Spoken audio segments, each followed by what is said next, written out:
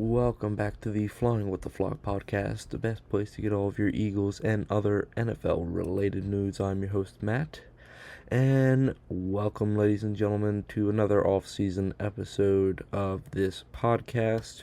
One where I kind of had to wait 2 weeks just for some news to kind of compile so we can make a solid episode out of this. Not sure how long this is going to be, but what the heck. Either way, I will inform you of some of the bigger news going on around the NFL, from Aaron Rodgers signing to the Steelers, with the Bengals continuing to look like fools, to Jaire Alexander getting cut by the Packers, and so much more. But before we get started, if you guys could leave a like and subscribe down below, that would be much appreciated. It definitely doesn't go unnoticed when you all do that. So keep it up, please, and thank you. Besides that, there is nothing too major going on. I might skip next week instead of making an episode, just so I could compile some stuff from next week and the following week to make an episode similar to what I did to last week and this week.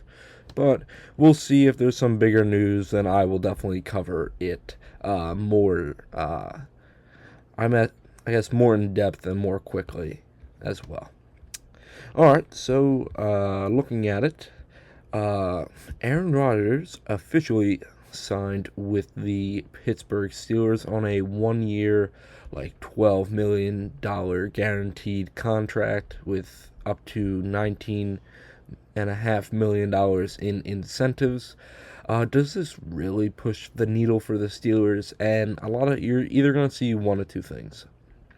You're going to see that this is the best move that the Steelers have made in a long time, and that they are Super Bowl contenders.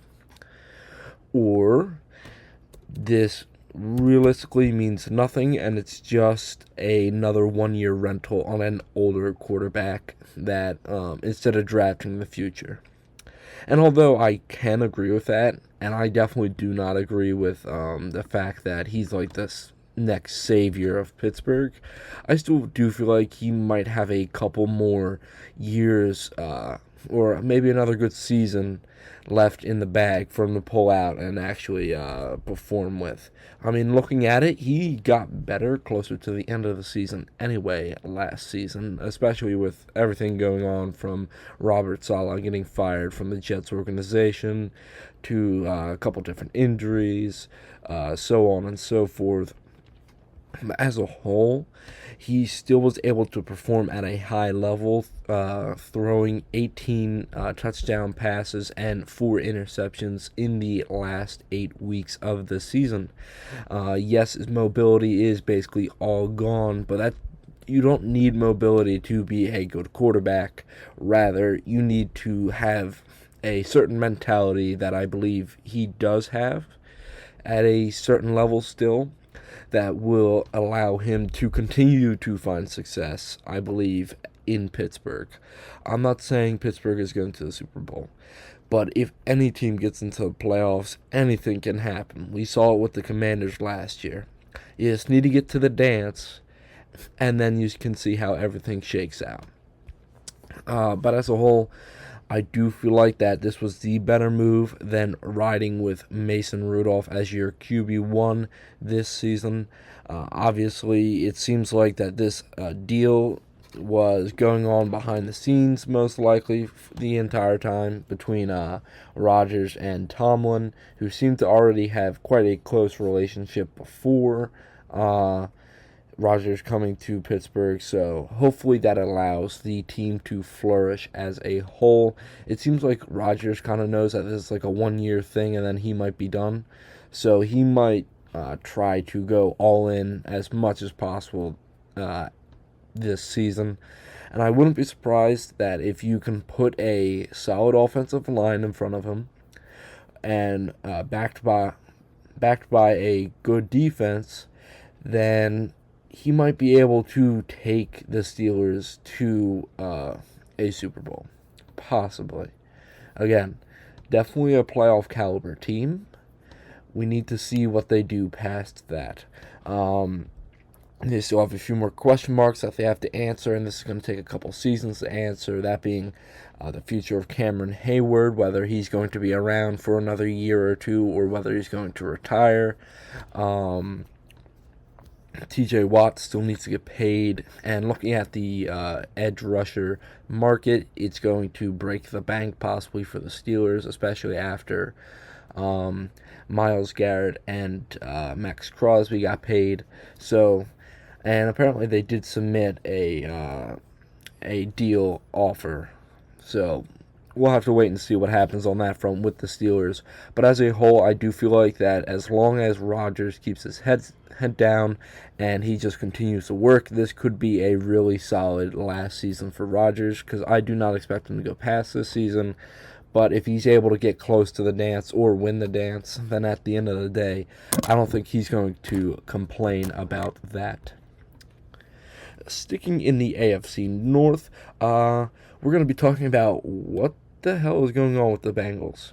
I mean, taking a look at it, I'm just gonna name some of the situations going on at the Bengals, and then I'm gonna give you my thoughts on what the root cause may be and how they could go about fixing this.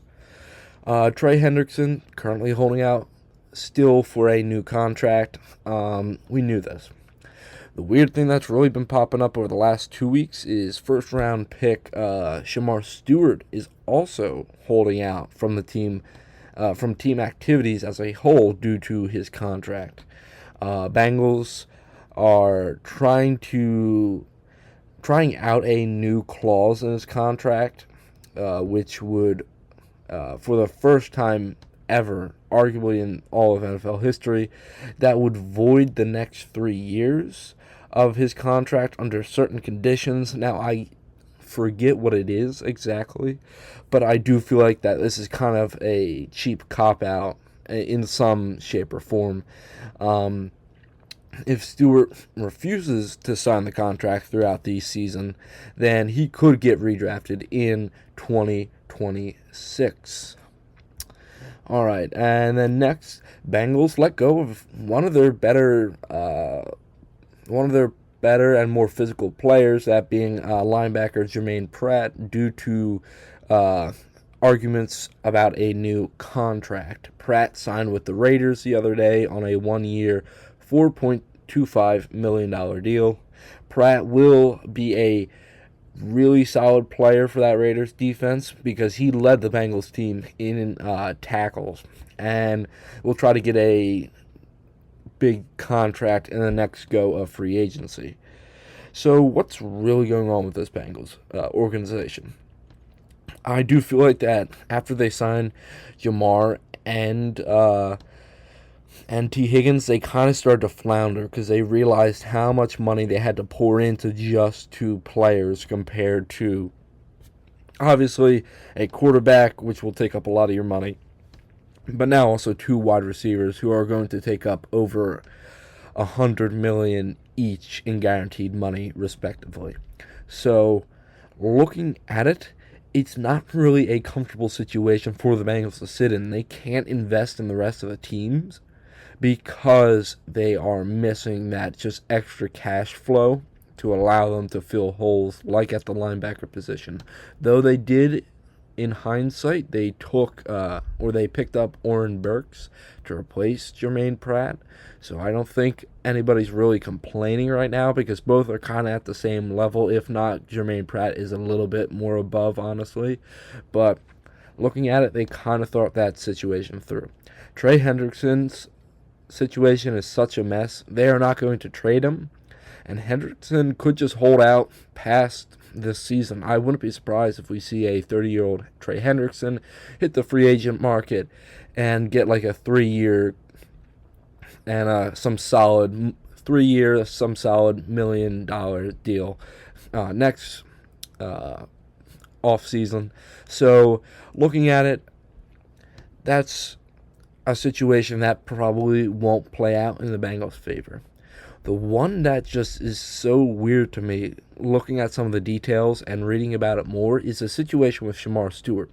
Shemar Stewart showed up to a lot of the Bengals off-season programs, so he could get in shape and so that he could continue working with the team. But it seemed like yesterday, or maybe 2 days ago, um, he left practice, like in the middle of practice. So it seems like now he's finally getting into the mode like, hey, if they're going to restrict my money from me, I'm not going to show up, which is probably the better move than showing up, not doing anything, and then criticizing the organization.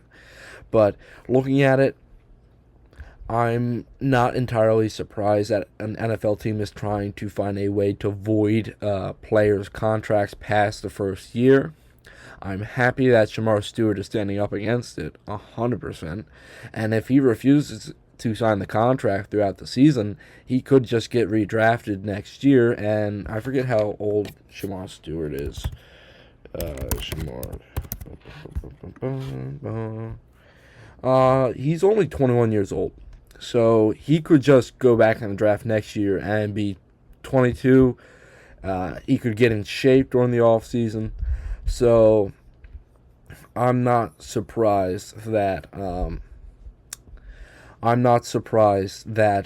we could see him get redrafted next year if things go south. I do feel like when the Bengals open up the piggy bank for the deals with Jamar and T. Higgins, then everything started to fall apart because they did not have enough money to move to elsewhere. And at the end of the day, if you look at teams like the Eagles, they understand how the cap works and how it flows, so they can ride the cap a little bit and work it. The Bengals are so kind of rigid when it comes to dealing with the cap that it makes it hard for them to put all the puzzle pieces together, if you think about it like that. But at the end of the day, I do feel like that players like Trey Hendrickson and Shemar Stewart deserve to be paid the big bucks. And I do hope that they end up suiting up for the Bengals this season. But if not, it's not entirely their fault. Like, they deserve better treatment, especially Trey Hendrickson. They deserve better treatment than what they've been getting. So, as a whole, that's my thoughts on the entire situation. And I do believe that this isn't going to go as well as people think. I feel like we might see Trey Hendrickson hold out possibly into the season, if not throughout the entire season, and Shemar Stewart's deal not get done until probably training camp. Alright, some smaller kind of stuff before we get into one last big topic. Commanders aren't doing too well, surprisingly, in the minicamp department as of right now. Wide receiver 1, Terry McLaurin, is currently holding out from the team, looking for another big contract to help secure his future. McLaurin has been the most consistent wide receiver in the NFL, arguably, since 2020. In terms of availability and performance on the field while dealing with a litany of different quarterbacks coming in and out of their system. Before we get back to Terry McLaurin, we also have wide receiver Noah Brown was carted off of the field during practice the other day, and we haven't heard much about his status because the Commanders have been quite tight-lipped about it. I wouldn't be surprised if it's a somewhat serious kind of injury that will take him into the season to have to recover from. Wide receiver 2, Deebo Samuels, is currently looking better in the weight department than he did during his last few games in San Francisco, but unfortunately not by much if you take a look at it. If you do a side-by-side, he's still looking like he's eaten a couple too many Big Macs right there, and he needs to cut back a little bit. So, at the end of the day, Deebo, I don't like you, pal, and I'm going to continue to criticize you. So, how about you lose some weight so you can get back in shape like during your prime years? How about that, Deebo? Not a horrible idea. Put that in a sandwich. Wide receiver, so Terry McLaurin, I do feel like this is a situation that is going under the radar, but we probably shouldn't blow it out of proportion. I wouldn't be surprised if it takes until training camp for the two sides to come to a deal. But looking at it, I'm not horrified by this situation. And unfortunately, he will probably be back and better than ever, especially with a contract to back him up now and probably secure his future in the organization. Yeah, other than that, Commanders, especially in the wide receiver department, are looking pretty weak. We'll see how that all is worked out at the end of the day. They still have Luke McCaffrey, but that doesn't mean a lot to me as of right now. Another weird one-off story, the 49ers and Brandon Ayuk are seemingly having another spat about his contract, though he just signed one like late, right before the season last year. I'm keeping an eye on this situation because it feels like he could get traded after this. I only say that because they already traded away Debo, and he cost them a pretty penny. Brandon Ayuk also cost the 49ers a pretty penny, and he's still holding out for more. I think he posted the video of T.O. working out in his driveway, clearly signaling that he's not really happy with his situation. So I wouldn't be surprised if we see Brandon Ayuk on the move here in a little bit. Finally, one of our last topics here, Jaire Alexander, corner for the Green Bay Packers, was cut from the roster due to contract disputes. So how's this going to affect both parties, both Jaire and both the Packers? Taking a look at it, Jaire Alexander, his age, what's he sitting at? I think he's sitting at 29. He's 28 years of age. He has some health concerns, especially with his history of injuries. So I wouldn't be surprised if teams are a little bit more hesitant on taking a flyer on him. There are some teams that have been heavily rumored, some teams that have apparently backed out of the Jaire Alexander sweepstakes, but some of the teams that I believe that could pick him up are the Vikings, Ravens, Eagles, 49ers, and Bills. The Bills reportedly were trying to make a trade for him before the draft, but they ended up drafting Maxwell Hairston in the first round. So it wouldn't surprise me if they found a guy that they feel like could be more cap friendly and could also help them in the long run as well, compared to an injured Jaire Alexander. I do feel like either the Ravens or the Eagles are going to pick up Jaire. He'd be a good fit for either team, especially because he wouldn't be the corner or CB1 on either, because obviously you have Marlon Humphrey on the Ravens and Quinyon Mitchell on the Eagles. Playing alongside of them could take some pressure off of him and allow him to make some big plays.